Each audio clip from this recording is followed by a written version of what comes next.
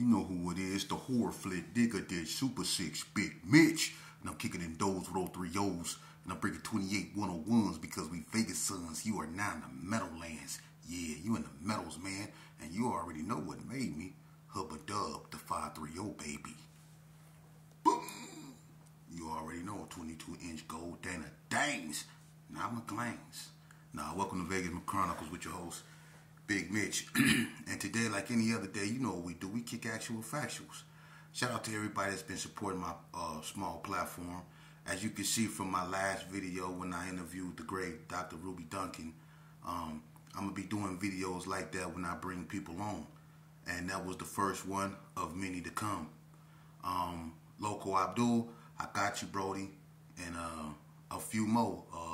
HP, Blue Mile, OG, I got you. And a few more that want to come on. You know, we go get together and, you know, do a video and hopefully put a message out there that people can resonate with, you know, and give more clarity to this Vegas history. And I want to give a special thanks to the great Dr. Ruby Duncan for appearing on my platform.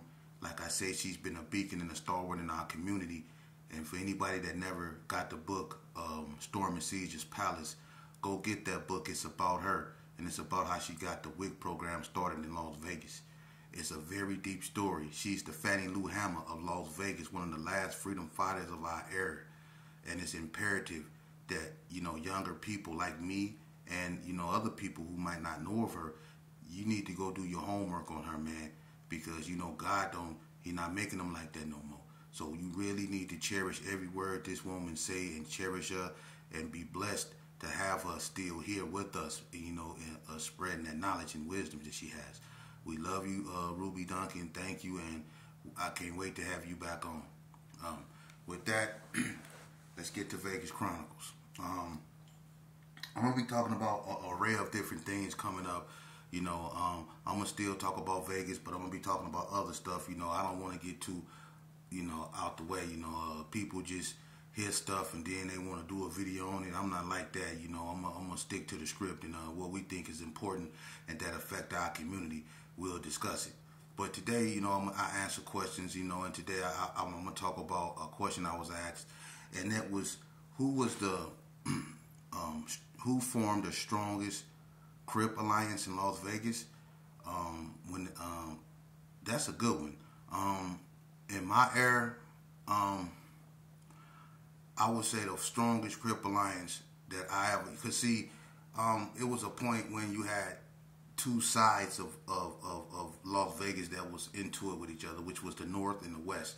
The West side of Las Vegas, which consists of Bloods and Gersons, was into it with the North, which consists of mostly Crips, you know, and you know, that was an alliance, the Northern Alliance, the Crip Alliance, and the North was strong. But to be more exact, when it comes to gangs, the strongest Crip alliance that the Gerson ever faced, that did the most damage, I would say would be the NTGs and the Donna Streets.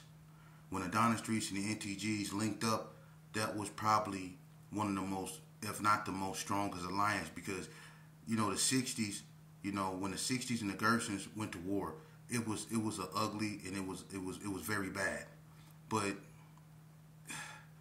to be honest with you, it also was covered a lot, you know, because it was people that was caught in the middle of that, you know, like the Deacon and a few more people that was caught in the, you know, the crossfire. But it got more publicity, plus with the indictments coming out against the Rolling 60s and all that, it got more coverage. But when the Donna Streets and the NTGs linked up, that was ugly. That was ugly. For real. I'm going to keep it so 100 with you. The only one that was stupid enough to hang out in the Gerson, when the Donna Streets and the NTGs was really linked up, you know, especially the NTGs, they was on one. But when the Donnas and the NTGs linked up, the only people that was really hanging out in the Gerson, it was a few that was pushing the line, but it was just nothing but, it was smokers hanging out up over there. You know, and believe me, they went through there and knocked all the smokers off. Y'all remember that when they was knocking all them smokers in the G's off? They was knocking all them smokers off. You know what I mean? So, you know, and they was tearing up stuff. So I would say the Donna Streets and the NTGs was the most, I'll say, aggressive alliance when it came to Crips, you know. But when they were all together, like the Donna Streets, the NTGs, the White Streets, the ABMs, the Hard Time Hustlers, and everything else that went with that, when they were all together and moving in unison, they was hard to deal with then. But you had the West Side, which consisted of the Gershon, the biggest gang in Las Vegas, and then you had the Parus, the PBs, you had the West Coast Bloods, you had the Hood that was down there in the north, but the Hood didn't ride with the Northern, they rolled with the Bloods. So you had a real big Western alliance, and you had other smaller gangs. You had like 40 Block, who rolled with the Gershon. You had Carry Arms, who rolled with the Gershon. You had the Brownies, who rolled with the Gershon. You had the Trailer Court Gangsters, who rolled with the Gershon. So you had smaller subsections that, was with the Gershon too, which made everything, balanced out. So you had both those sides going at one another. And when it was West versus North, that's probably the worst it was, for real, overall. That probably was the worst it was, other than the Gershons versus the 60s. But that was really bad. It was a lot of destruction that happened during that time, and people can recall a lot of destruction. The incident at Shays, with my cousin D, and that situation, Chico, that situation, Big Pretty, them little brother that happened in the G's. You know what I mean? It was so many situations that was going on, back during that time. It was sad. And I'm glad, people, that died down and went away, and people grew up, because that right there was probably one of the most saddest times in our community, and that's truly heartbreaking, Another question I want to deal with, because I'm just trying to get these out the way, they asked me what makes me qualified to even speak on this like that. That's a weird question. What makes me qualified? Look, man, let me explain something to you. What makes me qualified to speak on this is that, let me break you down, because a lot of people don't understand who I am, and I'm not trying to brag about nothing, and I'm not. But what makes me qualified to speak on this is that I'm probably the only guy that was 10 years old actively entrenched in gangbanging. I was 10. What people don't realize, I was the second youngest person to ever go to NYTC, Nevada Youth Training Center, as a juvenile. I was 12 years old. The only person that was younger than me was a little white guy named Willie Wharton. I was the second youngest guy that ever, and I went there for a beer run. I was doing beer runs when I was 12 years old. Me, C-Lo's, Dana Dane, and Trip Mac went to Rita's Groceries, and I ran up out of there with 2 bottles, 32 ounces of Old English. And instead of me running to the Gershon, I ran the opposite way up Lake Mead toward Doolittle, because that was a big desert back then before they put that Agassiz Center and all that there. It was just a desert. I ran that way instead of running toward the G's, and Metro ended up hitting the corner, coming out the Heights, and I ended up running into them. Make a long story short, I got caught. But see, what made me qualified to speak on this is that I'm the son of the founder of it all. And what makes me qualified to speak on this is that one thing about me that I was known for, unfortunately, I was known for being the first one to go. That was my reputation. And when I bring people on, you're going to hear many stories of people talking about situations that involve me. I was the first to go. I was the first to put my life on the line for stupidity. I was that ignorant. I'm not proud of that now. But back then I didn't care, because I didn't have no self-esteem. I didn't have no father figure, in my life that was preaching positivity toward me, that would hold me accountable for my actions. The father figures that I had in my life during that time was teaching me that's what I was supposed to be doing, out here making, causing ruckus and being a nuisance, even though they loved me, probably in the wrong way. Because when you love a person, you don't put them out there to be harmed or to harm other people. You teach them right from wrong. You mold them in the right way, like you will mold your son, and you keep them out of that.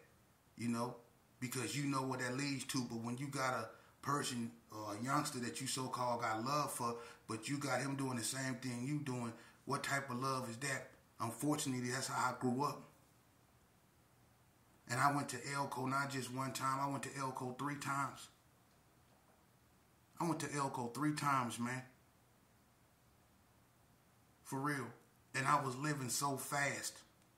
I was exposed to things as a baby. People don't even understand that. When I was a little kid, man, I'm going to just go on and tell y'all the truth. This is the honest to God truth. When I was a little kid, when I used to be around the associates and my father and them, they used to put Ripple in my bottle. They used to blow angel dust in my face. And they used to throw me up in the air and catch me. Yeah, they used to do that. Put silver satin in my bottle. White port. He used to have my pops had a blue Malibu. And he used to drag race. The Associates was a car club. You know, my father was a knockout artist. You know, he's a legend over here in Vegas. He the one cracked the ice. He the one that brought the violent element to organizations out here that later became gangs. My father. He used to drag race with me in that car, that blue Malibu. He used to drag race with me. So as a baby, I was exposed to that. I grew up under that. And me being his son, it got me in places it probably, you know, wouldn't get normal other kids. I grew up faster than the kids around me because of who my father was. What made me qualified to speak on this? I've been to Elko 3 times. I've been to Tennessee twice. I've been to the house. I've been to Caliente. I was certified as a juvenile. 15 years old, I got certified as an adult for my 5th weapons charge. That's what made me qualified. And then when I got out, I committed a heinous crime and I ended up going to prison for 20 years. That's what made me qualified. And inside those walls, inside those institutions, I've been poked up, I've been betrayed, I've been lied on, I've been told on, I've been stabbed in the back, I've been deceived, I've been all that. That's what makes me qualified to speak on what I'm speaking on. There's not too many people that survived the storm that I've been in. And the ones that have, they still with their foolishness. I had to dig myself out this hole that I found myself in, man. A hole not too many people make it out of. That's what make me qualified to speak on this. I lost so many of my childhood friends. I wasn't just on the sideline reporting what I see. I was the one over there actually putting in work. And I find it funny too, man. I'm going to just keep it real. Y'all love to lead these. I done talked to a bunch of people. Some of y'all, I salute y'all because y'all really with the positivity and you really working for change in our community, man. That's what real men do. But some of y'all so fake. You fake it in a $3 bill.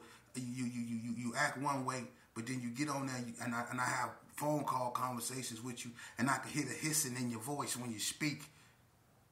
For real. Everybody want to be big and bad, but where y'all was when I was out there putting in work? Where y'all was? You wasn't around there. I was in carrying arms. I was a come on, man. I was a monster in carry arms. Both of them. I was a monster in the original alley. I was a monster up over there before Alley shot. See, a lot of y'all walk around with frowns on y'all face because I break down the real history of that. And it offends people because y'all want to live a lie to make yourself feel a certain way. Well, that goes to show you, you ain't got no self-esteem. If you got to live a lie, because a bunch of that is a lie. It is. I was out there in that alley. I was one of the ones that huddle up and watch Lil Bread come up with I was one of the reasons why you had to say that before you come down the alley, because 9 times out of 10 you was going to run into me and Lil Bread. Or me, Lil Bread, and Big Bread. Or me, Lil Bread, and Big Bob. You was going to run into us. Or me, Big Bread, Big Bob, and Rem Ballhead. You was going to run into us in that alley. See, I was a monster over there. And everybody know that. I'm the one everybody used to say, here comes Sheepdog, I'm gone. Here comes Sheepdog, let's go. People act like they don't remember that. And all you cats all of a sudden, y'all tough and y'all lying to these youngsters like y'all was really with the function and you wouldn't know where to be found. You wouldn't know where to be found out there when it was really on them streets. You would know where to be found, man. So stop lying to these youngsters, man, because this stuff ain't cool, man. Trust me, it's not. I paid the price, the ultimate price for this, man. And some of my closest friends done paid the price with this, and they under the grass, man. Let me tell y'all something. I remember Vegas Chronicles. I remember one time me and Big Bread was in the Big Carry Arms, and he was over Cassandra's house, and he went and got his son, Cameron. And I remember he got him some McDonald's, and he had his son sitting there on the ground eating a little Happy Meal. And he just was sitting there staring at his son. And all of a sudden, Bread just started crying. And people didn't even know Bread cried a lot. He did. He was real emotional. People didn't even know that about Maxwell. He was real emotional. But he only cried in front of people he felt comfortable around. But he started crying. And he told me, he said, you know what, Sheepdog? I think I made a mess. He said he effed up. But he said it in his voice. You know what, Sheepdog? I think I might have effed, you know what I'm saying, up. And he was looking at his son. He said, man, I don't want to expose my son to this gangster lifestyle, homie. You know what I'm saying? I got to figure out what I'm gonna do. And he was just sitting there looking at his son, Cameron, just crying, because he didn't want his son to pick up what he was doing. Bread wanted to change his life somehow so he can be there for his kid. He wanted to really raise his children. But unfortunately, you know what happened? Bread didn't make it. And whatever he seen while he was looking at his son that made him cry, it came to pass. Because that little boy that he was sitting there looking at, Cameron, he ended up coming to prison. I seen him. We was talking. He talked to me. He got out, and somebody unalived that boy. Bread's son gone. You see? So now I know why them tears, I know why he was crying. He seen it. He knew it. And that's what I be trying to tell these so-called tough guys out here, man, when you be playing with these youth life, man. Lying about what's going on, man. Youngster, check this out, man. This gang crap, man, listen to me, man. I was a stump down, listen here. I was a ride up in this gang, homie. I was one of the most feared gang bangers that ever walked the streets of Las Vegas, hands down. And if you don't believe me, I got my PSI report. You ain't got to take my word for it. It's in black and white. You know what I mean? And the only thing I ever gained from doing what I did was stress. You know what I'm saying? PTSD. You know what I'm saying? And a bunch of other things, you know, that's health related. You know what I mean? I stress my family out. I stress my mom out. I stress my community out. And I'm not going to sit here and lie and say those people didn't try to help me. They offered me plenty chances. They gave me plenty slaps on the wrist. They gave me plenty opportunities to get my act together. And what did I do? I wanted to still be a tough guy and be on the streets. I wanted to disrespect my mom. I wanted to disrespect authority. I wanted to be recognized. I wanted to be, you know, I wanted to be acknowledged like I was somebody. I wanted to be with the big guys, walking around with rags in my pocket, bandanas in my pocket, with my pants is pulled down, with Jerry curls, with Lokes on, with Nikes. I wanted to walk around like that with a limp, like I was tough. I didn't want to go to school. I didn't want to go in the house where I needed to be. I didn't want to listen to my moms. I didn't want to hear what my grandma had to say. Now my grandma gone and I can't hear her words no more. I took them from granted. I took her words for granted. Now I can't hear them no more. And I love my grandma. But I took her words for granted. So youngster, do what I didn't do. Because the consequences from what I did led me to a long, extensive period behind them walls up there in them institutions where you don't want to go and where you don't want to be and where you will be taught and showed that you really not tough. Because every time they tell you to lock it down, that's what you go do. When they tell you to strip, even if it's outside, that's what you go do. See? You go be up in there and you go find out some of these cats that you said you love, some of these cats that's been over your mama house and ate at the table ain't built like that. You know how many dudes that was so-called riders out here on the streets that was supposed to be stumped down, so-called gangsters out here on the street that ended up rolling their stuff up and going to PC in prison because they couldn't fight or because they own homeboys turned on them for whatever reason? But they ended up in PC. See, that's how that works out. You find out that the people that you say you love and the people that's supposed to be with you are not with you. That you only have yourself. See? You can't escape responsibility because when you if you go to prison, you only have yourself to blame. You can't be mad at people if they did this on you. You know why? Because you put yourself in a position to be owned.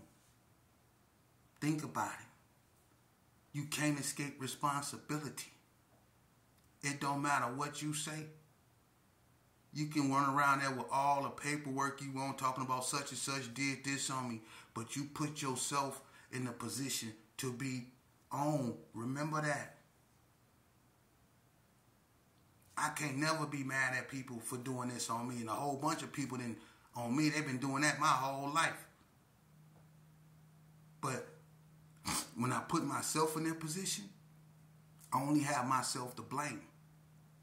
But I'm going to be honest with you.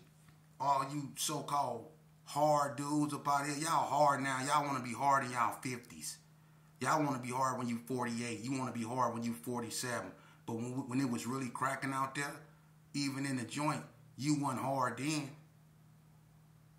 In the joint, you was 9 times out of 10 getting extorted by me or somebody else. On the street, Tyrone Howe was going up in your pockets. Web Dog then was going up in your pockets. And I'm not going to even lie. I done stuck up half a vase. I'm known for that. So youngster, listen to somebody that's really been up over there, that's really been in that gutter, man. Go to school. Listen to your parents. Respect authority. Respect yourself first and foremost. You don't need to be with a gang of people to be validated as a man. The only thing that can validate you as anything is your behavior. And when you educate yourself, you know better. And when you know better, you do better. Get away from them crowds, man. Ain't nothing up over there but a bunch of recycled lies and backstabbery. Get up out them crowds, man. Because half of them cameras, walking cameras anyway. If you got a child, make that child your best friend. Make that child your homeboy. Make that child, tell that child you love him. Get that child back like you got your homeboy back. Be ready to ride for that child like you ready to ride for your homeboys. Get that child the attention you be getting your homeboys. Get in that child's business like you be in your homeboy's business. Talk about that child the way you talk about your homeboys and other people. Think about it. Youngster, ain't nothing in them streets. I don't know if y'all got the memo or not. But ain't nothing in them streets. Ain't nothing in them streets, youngster. Ain't nothing in them streets but ghosts of the past. For real. And the only thing y'all doing, look, the only thing you doing is continuing the revolving door. It's called recidivism. See? I done been down that path you going down. I know what it do. I know how all the mechanisms work. I was in that lane all my life. So if I grew up fixing cars and you just started fixing on them, and I come to you and I tell you, hey youngster, you hooking it up wrong. Because I know if you do that, that car gonna end up breaking down the way you hooking it up. Because I used to hook it up the same way you do. But see, I done found another way to hook it up that's reliable. And I learned this through experience. It's called indirect knowledge. So what you gonna do? You gonna listen to me? Or you gonna take your chances? Because when you take your chances and that car break down, remember, you only got yourself to blame. Did that resonate? You only got yourself to blame. You only got yourself to blame. For real. And I'm going to tell you something else, youngster. You know, people want you to think you're a victim. They want you to think that, you know, life is, you know, just unfair because you're this and you're that. If you perceive that to be true, then that's what it is. But I'm going to tell you something. Reality is what you perceive it to be, and you are in sole control of it. When you let people get in your ear and dictate what you believe, then that's when your perception becomes messed up, and you start seeing stuff not the way you're supposed to, but the way they see it. So if you got people in your ear telling you a victim,